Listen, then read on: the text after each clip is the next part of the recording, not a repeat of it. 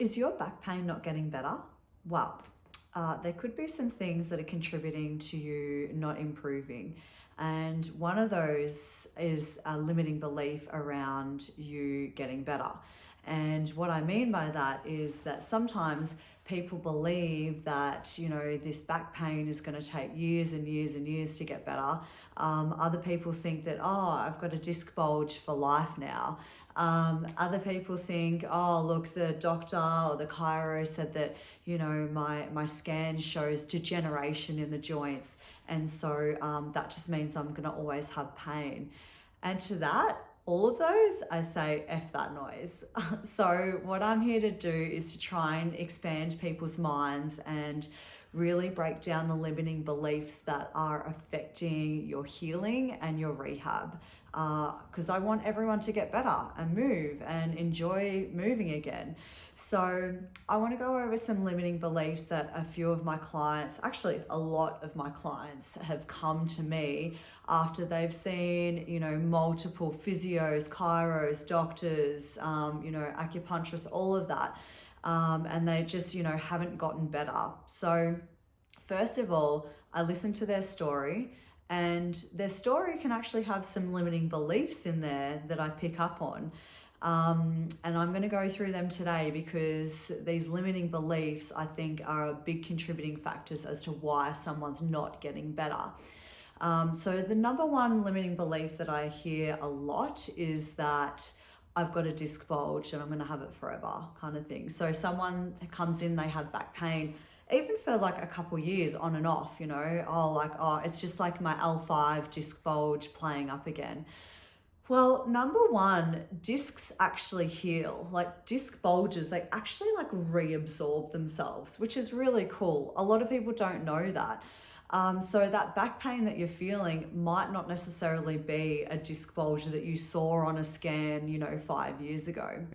Another limiting belief that gets people stuck is the belief that they have degeneration in their spine. So they get a scan and the doctor says, look, we can see here degeneration. So maybe you've got some arthritis, that type of thing.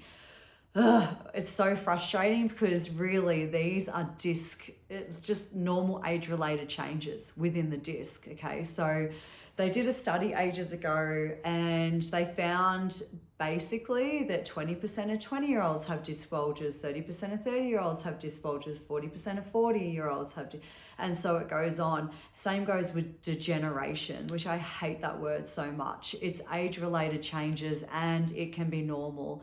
And guess what? They didn't actually correlate pain to the disc bulge or the degeneration. So pain doesn't always align with what is on a scan. That is like mind-blowing. Can you believe it?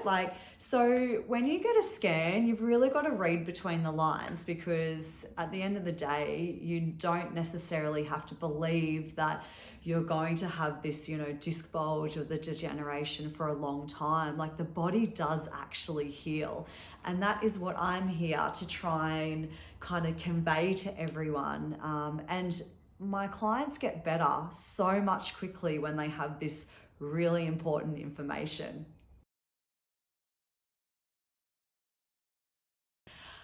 Oh my gosh, I could go on all day. Another big one that I hear is they come in and they're like, oh my gosh, and they go to sit down. They're like, I'm getting old.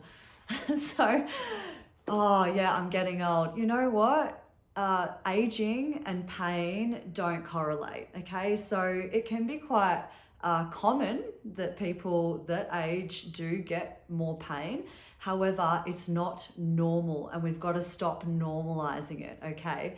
So when someone comes in and says, I'm just getting old, you got to look at their lifestyle. Like if you're sedentary, if you're not moving enough, if you're sitting in a chair working for 8 to 12 hours a day and you're stiff and you're not moving and you're on the computer, like, of course that's going to contribute to stiffness and then pain. That makes more sense, right? You know, when we're younger, we're a little bit more active, like we're playing sports and we're out doing things and we're exploring. And then, you know, people seem to like kind of get bogged down in work and family life and not focusing on their bodies anymore, you know, in their late 20s, early 30s and so forth. So it really is about like, what are you doing in life as opposed to the age. And I always like to say, just as a little caveat as well, when you do ask someone, you know, how old are you? Old, like that word old, which can be limiting in itself as well. I always reply with, oh, I'm actually level 37. And when you say level 37, you can be proud, you know, you're like, oh, like I've gotten to this level in life so far. And then that just totally changes the way that you even look at age, you know. So age is definitely not correlated with pain, and we've got to stop getting that, you know, kind of confused. Another limiting belief that can also contribute to people not getting better is what I hear a lot. The doctor or the chiro said that I have scoliosis. Okay, so scoliosis is like a curvature in the spine. So it can be kind of a torsion scoliosis, or it can be like, you know, just like a transverse kind of scoliosis. At the end of the day, if you have been given a diagnosis of a scoliosis, it's got to be over 10 degrees of an angle to even be considered a diagnosis. When I ask my clients, oh, what's your angle? What, you know, they don't know.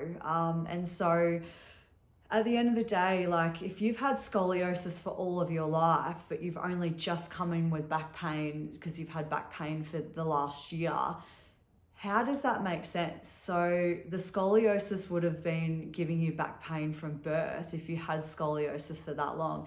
So, and that's another kind of detrimental thing that chiros love to kind of teach their clients as well. So, you know, they give them a scan and they say, oh, look, this is how bad your posture is right now. We need to realign and we need to like fix this. And, you know, we can do that with like twice a week package for the next 10 weeks. And if you pay $3,000 up front, then we can, you know, we'll do a deal for you. So what I wanted to say about scoliosis is if you have been told you have scoliosis, but you haven't been given an angle or like really an understanding of why you have back pain now and not previously, then I would kind of, you know, push that kind of information aside as well. So yeah, another limiting belief that seems to keep people stuck in terms of, oh, I'm going to have this back pain for a long time because, oh, my back is, you know, abnormal.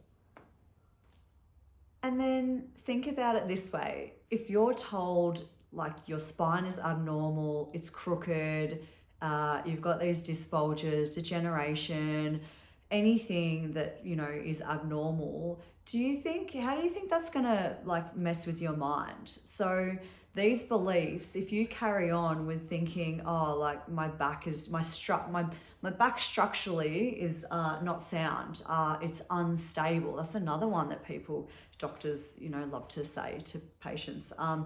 Yeah, it's like, so it can be so detrimental to the client to understand what's actually going on with their body. So then they kind of carry this belief that, oh, my back pain is kind of going to be around for a long time because if I've got degeneration and I'm aging and my spine is crooked or I've got scoliosis, you know, all those things add up and you go, oh, well, I guess I'm just going to have to put up with the back pain then because, you know, I don't think that I could really change these things. And that is just like mind-boggling about how many people actually come in to see me and they say the same stories over and over again. I would love to hear it in the comments if you've been told something particular from, you know, your health practitioner around that. So yeah, it can really can affect the healing process. And so I'm here to kind of, I guess, expand your mind on the truth of what can actually happen. And when you start to move the body in a certain way and you start to desensitize the nervous system, and you start to get rid of the pins and needles and the numbness, and you start to gently, gradually move and teach your brain that it's sore but it's safe to move, and you start building up some muscle then and some conditioning, and you start to get a bit more happy because you're like moving, you're doing, you're walking around, you're getting outside, you're seeing nature. All of these contributing factors then help people get better. Okay, so if you're feeling stuck, if you're not really progressing with your current health practitioner, if you're just going in and you feel like they just keep seeing me and I come back, they massage me or they crack and then I go away, I feel good for a day or two, I come back again, it's just the same, then we've got to do something different. And what I believe that everyone needs to tap into is getting to the root cause. Now, getting to the root cause is quite interesting because that health practitioner actually has to sit there and listen properly to your story and get all the context of what happened in your life around the time that you got pain, what your actual life looks like now. What are you doing on a day-to-day basis? Are you stiff? Are you not moving well? Did you overload your body? Did you go to lift up heavy boxes but like your body's actually not accustomed to doing that? And so really getting to the nitty-gritty of finding out why you got the pain in the first place, rather than just labeling it from a scan saying, oh, you've got a disc bulge, that's it.